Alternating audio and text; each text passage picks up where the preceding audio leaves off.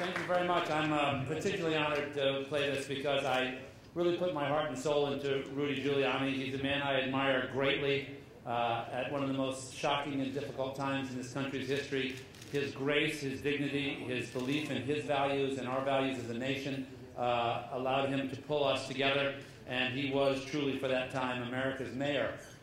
The experience of making Rudy was something that I will never forget because Jody was unbelievably gracious to talk about my contribution, but believe me, being the talking meat is pretty easy when you're surrounded by people who give you such an extraordinary venue in which to perform.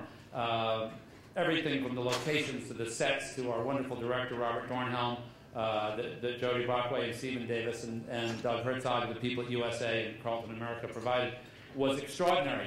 But what was most extraordinary was that my political point of view might be a little bit different from Jody's and Stephen's and Robert's, but together we realized that we may have a different approach to what we want for this character, for this production, and for our country.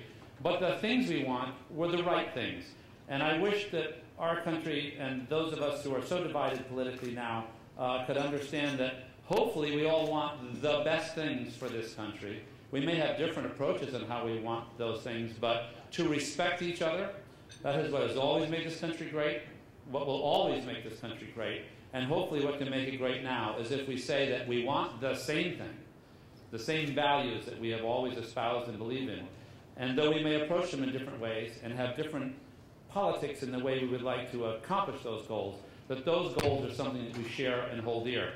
That was my experience in working with my friends, and they've become lifelong friends, and I hope that will be something that can happen for this country at large, this industry, and for peace in the world, however we may achieve it. We may have different points of view of how to get there, but I think the goal we want is the same, and that is world peace and great integrity in this nation. So thank you all very much. I appreciate it, and I appreciate Dean Jasper for having me.